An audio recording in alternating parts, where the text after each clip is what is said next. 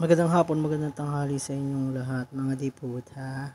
For this video, tara samahan nyo ako guys kung paano nga pala ako nagmumove at sa mga daily ginagawa ko, every rest day ko sa aking buhay. Tara samahan nyo ako guys. It's another life, it's another fucking shit, bullshit. Dito na naman po tayo, nagsusula naman po tayo sa isang napakagandang rest day na naman tayo dyan. At nakikita nyo guys kung paano nga ako nagiging bata ulit. Bali simple lang naman. Dapat sa sarili mo pa lang, masaya ka na. Bonus na lang kung may kasama ka talaga. Aray ko, Diyos ko, ang sakit talaga magmahal, no? Na binigay mo na yung lahat ng mga kaya mo. Nag-effort ka na, sinakripisyo mo na yung mga oras na dapat sinayang mo.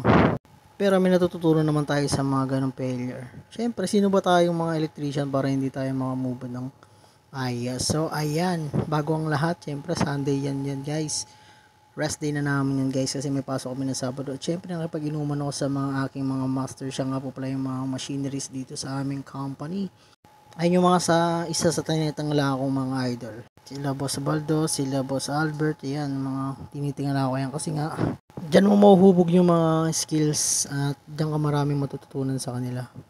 At by the way nga po pala guys, after na mag-inuman niya, syempre, huwag natin kalimutan na surprise natin para sa ating mga pamangkin. Naranasan nyo na ba guys, sumorder kayo sa Jollibee ko guys na kahit saan branch man ng Jollibee guys, tapos 8 pieces ang binili nyo, 6 pieces ang dumating sa inyo paglagay mo. So ayan, hindi ko na na-check yung mga bawat pieces kasi yan kasi nga lasing ako noon. Pero nangyari na din kasi sa amin to, kaya yung una pinalapas namin pero sa pangalawa is siyempre nagreklamo na kami. So ayan, kasi natanggap ko dyan ng order ko is yung 6 na regular tapos 2 spicy. Ang dumating sa bahay is 4 na regular at 2 spicy.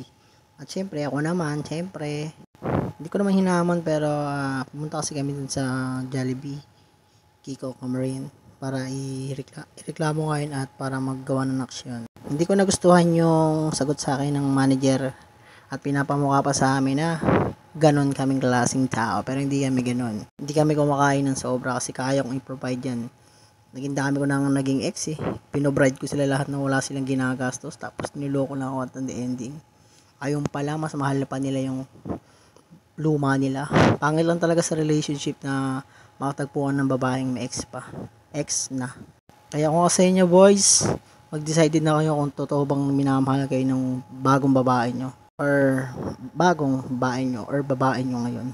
Kasi once na meron na yung ex na yan guys, yung babae, sure ako sa inyo, nalolokohan niya lang kayo.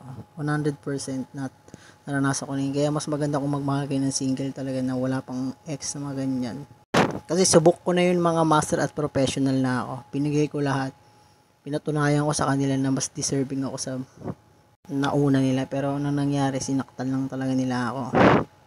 At mahal pa pala nila yung nakaraan nila. So wala tayong magagawa kaya may mga learning tayo natutunan sa mga nakikilala natin at mga nakasama natin. Yung iba kasi dyan, blessing disguise lang pero by the way, na nga guys.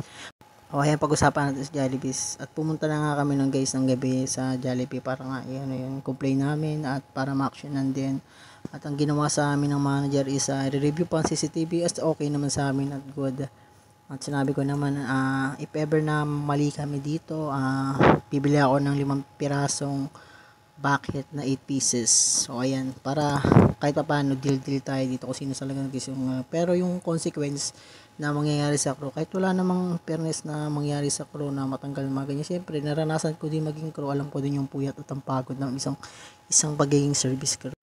At ayun na nga, na-provoke ako sa sinabi ng manager na sila na lang daw bahala. As okay naman sa akin, pero yung husgahan kami bati sa aming itsura, mukha lang naman kaming ganon, pero hindi kami ganon.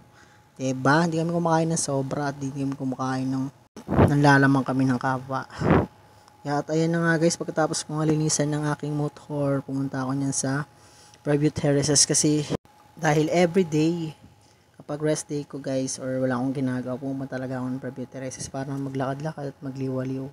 Tsaka matignan ko na rin yung mga gusto kong mga bilhin na gamit kasi guys, hindi yun yung natatanong guys, multi-skill ako.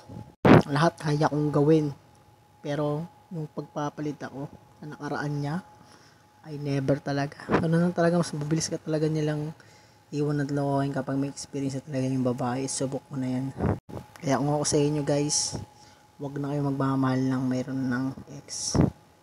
Kasi mas mautak na sila ngayon at magaling na sila magdahilan ng mga feelings nila. At uhututan ka lang ng mga ganyan at dapat nakaready ka. Pero may consequence naman yun if ever naloko ka eh.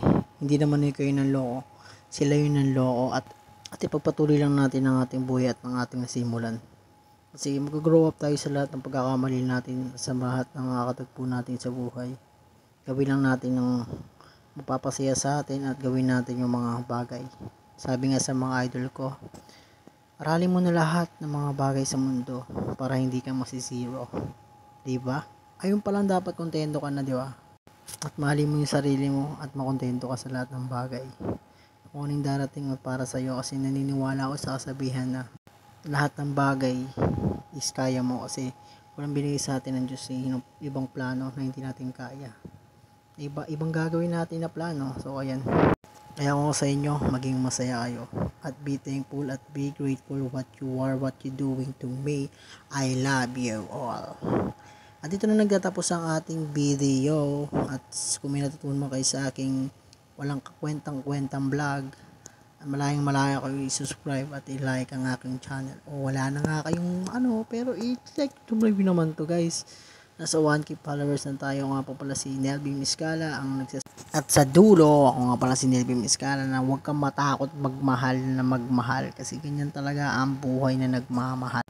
Malay mo yung mga nakamit na nakit sa'yo, makain din nila yung justisya na para sa'yo.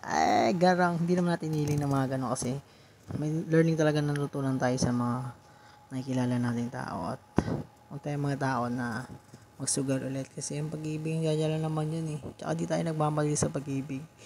Pipiliin pa nga natin ulit career o pag-ibig. Siyempre kahit masaktan tayo sa pag-ibig na sobra-sobra na, mas pipiliin pa natin ang career kasi dito ka magkakapera. Garang. So ayan guys, for this video guys, salamat sa mga sinamahan ako at hintayin nyo ang next vlog natin guys kung paano nga maging part-time ng food panda rider at hintayin ko na lang na accept ang ating application at i-upload natin yan dito sa ating YouTube at Facebook at doon. Thank you sa lahat na nanonood.